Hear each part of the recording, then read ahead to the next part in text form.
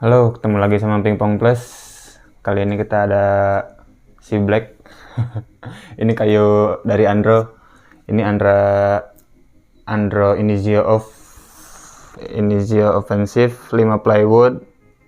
Katanya di sini basic line. Mungkin basic line tuh ya sebelum pakai yang kenceng-kenceng pakai ini dulu. Tapi ini rasanya udah kenceng kok. Meskipun ini all wood, tapi ini top line-nya burn koto gitulah, jadi koto yang di oven atau dikeraskan, jadi memang rasanya sedikit keras, sedikit stiff menurut saya. Tapi langsung aja kita lihat dari dekat sama nanti kita langsung coba kayunya. Ini dia kayu Andro Inizio Off. Halo, ini dia, sekarang kita udah ada kayunya Andro Inizio Off. Ini basic line 5 plywood. Ini coba kita buka dulu sebentar.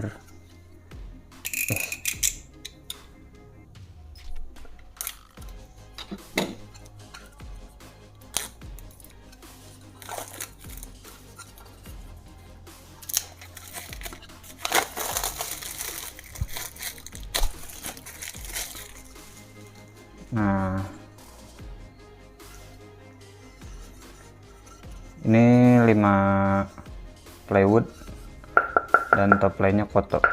Ini all wood tapi kerasa kayak stiff banget ya kayunya, keras gitu meskipun ini all wood. Jadi mungkin memang karena ini blade offensive jadi keras. Ini koto burning koto, jadi koto yang di oven atau dikeraskan, jadi memang kerasanya keras sih.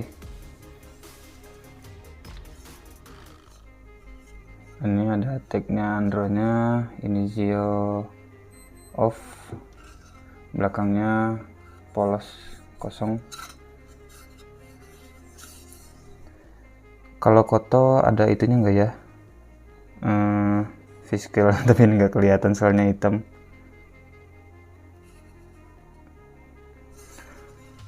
Oke lah, kita coba ukur tebalnya berapa ini. Ini tebalnya 6,3 mili. Memang nggak terlalu tebal dan nggak terlalu tipis. Kalau 6,3, 62, 63, 64 itu standar lah. Sekarang kita cek beratnya berapa.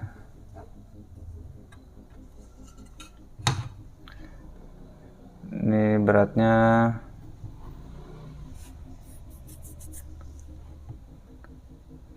82 gram, 6,3 mili, 82 gram. Gimana rasanya? Ini sih kalau dipegang kayak gini si headnya kayaknya sedikit lebih compact, jadi agak kecil. Mungkin nanti kita coba kita bandingin sama ukuran yang standar biasa saya pakai. Jadi kayak gimana rasanya Andro Inizio Off ini, kesimpulannya nanti ada di akhir video. Ini dia Andro Inizio Off.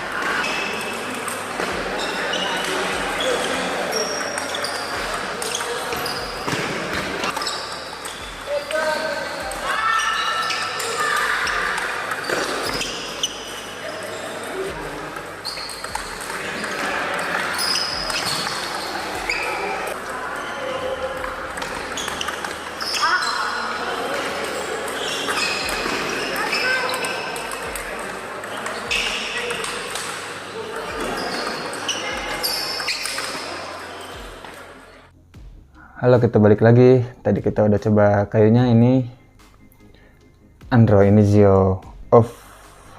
Nah, nih kenapa saya tutupin karetnya?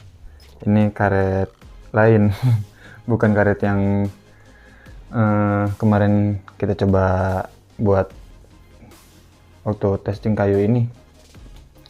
Waktu coba sih forehandnya kemarin yang merahnya tuh Lion Radian 2 mili yang kemarin kita review. Terus karet hitamnya buat backhand kemarin Andro Rasanter V47. Nah, sedikit tentang Rasanter. Rasanter tuh ada R, ada V. Nah, jadi R berapa, V berapa. R tuh rotation itu yang R berarti buat putaran. Nah, kalau yang V itu velocity, itu buat speed. Itu aja tapi sedikit buat Andro Rasanter. Nanti buat lebih lengkapnya ada di video yang lain. Jadi kita bahas dari mana ya? Dari handle, dari kenyamanan handlenya. Waktu kemarin saya coba itu karetnya sebenarnya harusnya sih berat. Si Andro Rasanter agak berat. Terus Lion Radian medium lah beratnya. Soalnya ada teki sama sponsnya yang Jepang itu, Jepang Eropa lah, combine kayak gitu. Rasanter udah pasti berat. Tapi di kayu ini yang kemarin saya timbang beratnya tuh 82 gram, terus tebalnya 6,3 mili, harusnya jadi berat. Tapi di kayu ini nggak terlalu berat, terus seimbang. Pakai karet berat tapi nggak berat ke depan kayak gitu. Ini seimbang, dipegang tuh seimbang. Nah, sekarang saya karetnya udah ganti. Ini pakai bintik sebelahnya. Sponsnya 0,8. Yang ini karet Inhe. Karet Inhe biasanya pada rata-rata ringan. Nah, tapi harusnya ini ringan banget, tapi ini nggak ringan. Jadi kayu ini tuh pakai karet yang ringan, jadi nggak ngelayang, nggak terlalu ringan. Pakai karet yang berat, jadi nggak berat ke depan, jadi bisa menyeimbangkan. Mungkin saya pikir itu gara-gara handlenya sama apa disebutnya si konstruksinya aerodinamis gitulah, jadi bisa menyeimbangkan lah. Kalau pakai yang berat jadi nggak terlalu berat, pakai yang ringan juga nggak ngelayang. Ini handlenya pas, nggak terlalu besar, nggak terlalu kecil, nggak terlalu bulat, nggak terlalu kotak, semua aja nggak terlalu. Nah, itu kelebihannya. Tapi ada kekurangannya juga di handlenya. Buat saya, kalau buat saya pribadi ini terlalu besar sayapnya, sayap ininya. Soalnya saya biasa pakai sayap yang agak kecil. Nah, tapi kan ke favorit atau kesukaan orang beda-beda si bentukan sayapnya. Jadi kalau buat saya ini terlalu besar. Itu dari segi kenyamanan handlenya, pegangannya, dan ya kenyamanannya. Sekarang dari segi feel kena bolanya pas tadi dipakai di video. Dari plusnya dulu. Plusnya ini dual thumbnya banyak. Dual thumbnya banyak udah pasti kontrolnya besar. Dan kalau ada yang dua itu udah pasti feel ke tangannya ya enak aja mau ngapain. Dual thumbnya banyak udah pasti main gesek-gesek enak. Main gesek-gesek ya, mau service, mau chop, mau loop, top spin kayak gitu. Ini udahlah nyaman. Bolanya dual thumbnya banyak, nempelnya lama gitu. Nggak kena bola langsung mental, kena bola langsung mental gitu nggak. Jadi ini agak nempel dulu. Kita mau kesanain, kita mau kesiniin, tinggal enak lah, tinggal gesek-gesek. Karena all wood, terus karena nggak terlalu stiff, jadi ya itu tadi jadi dwell time-nya banyak. Nah, kelebihannya apa lagi? Itu sih kalau udah ngomongin dwell time, udah ngomongin kontrol, ya udah pasti masuk di situ semua. Jadi kelebihannya ya itu. Jadi buat kekurangannya udah pasti lawannya dari kontrol, ya power. Ini kekurangannya, powernya ya kurang. Powernya kurang tuh selain kurang nyaman kalau kita main jauh dari meja, main loopnya tapi jauh dari meja gitu. Pokoknya main jauh dari meja itu harus pakai tambahan tenaga lagi. Selain dari itu, sama buat main push yang ada benturannya gitu, kayak ya push sama smash lah, push gitu sama smash yang ada pakai benturan-benturan yang tanpa gesekan. Ini kurang enak soalnya ya waktu kita bentur, kita tabrakin, bolanya terlalu nempel sama apa ya, sama bednya. Soalnya kan kalau kayak push atau smash gitu enaknya yang stiff gitu, yang kaku, terus yang ya kenceng. Kalau perlu ya yang pakai komposit. Ini mau udah ini all wood, nggak terlalu stiff, nggak terlalu kaku, ya udah mainnya gesek-gesek aja, flashing gitu. Ini lebih cocok. Jadi kekurangannya itu powernya, sama kalau buat push gitu, buat smash yang backhandnya totok gitu. Ini satu lagi sih, ngomongin totok, kemarin saya baca di Facebook ada teman saya nulis totok naga, itu sebutan buat backhandnya Adriana Diaz. Totok naga, nah itu yang kalau buat kayak gitu-gitu ini kurang cocok. Jadi ini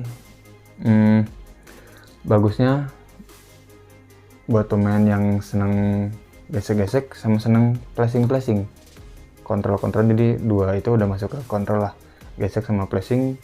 Kalau buat seneng yang pakai buat tembak-tembak atau main pakai tabrakan, benturannya lebih banyak, ini kurang cocok soalnya bolanya terlalu nempel sama bednya.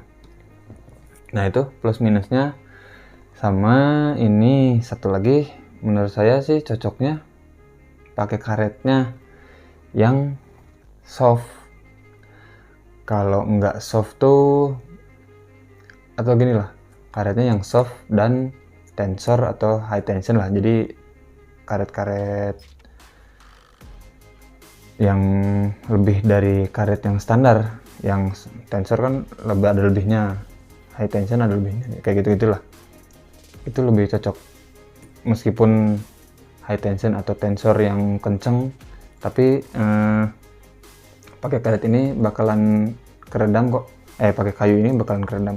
Soalnya kayunya ya nggak terlalu stiff, sama memang medium, nggak kenceng. Nah sama satu lagi, itu pakai karet kayak gitu bisa membantu nambah powernya sedikit. Ya meskipun nggak banyak, tapi pasti membantu lah. Selain pakai karet soft, tensor atau high tension, kayu ini enaknya pasti pakai bintik. Apalagi bintik yang gini-gini, yang semua dikejar pakai backhand. Wah, footworknya juga harus bagus tuh, ngejar-ngejar semua pakai backhand. Nggak gampang loh main kayak gitu. Ini menurut saya, meskipun saya belum pernah coba, tapi menurut saya kayu kayak gini karakternya cocok buat main bintik. Jadi lebih ngeredam, apalagi bintik proses kayak gitu, ini pasti lebih ngeredam. Meskipun ini ofensif, tapi menurut saya ini kayunya meredam. Jadi kesimpulannya ya buat saya ini kayunya masuknya ke medium atau ke all round. sangat cocok buat pemain kontrol, gesek-gesek, dan flashing-flashing. Kurang cocok buat pemain yang main jauh dari meja, sama pemain yang suka smash kayak gitu, atau pemain yang ugal-ugalan yang suka kebut-kebutan. Ini kurang cocok. Dan cocoknya pakai karet soft, tensor atau high tension atau sejenisnya, dan atau karet bintik, apalagi mungkin bintik OX dan bintik proses. Nah, jadi itu pendapat saya tentang kayu Andro Inizio. Dan balik lagi, itu pendapat menurut saya pribadi setelah saya coba kayunya kemarin, coba dipakai, dan pendapat orang juga pasti beda-beda, nggak akan sama semua, soalnya tipe main beda, karakter beda, ya kesukaan beda, jadi pendapat pasti beda-beda. Oh iya, lupa buat harganya ini di bawah 500.000 Andro Inizio, ya sekitar 400.000 lah, apa mungkin di bawah 400.000 juga. Jadi itu aja. Itu udah ya hampir semua lah. Itu udah soal Andro Inizio off. Jadi terima kasih buat yang udah nonton. Jangan lupa like, share, komen, sama subscribe. Kita ketemu lagi di video selanjutnya.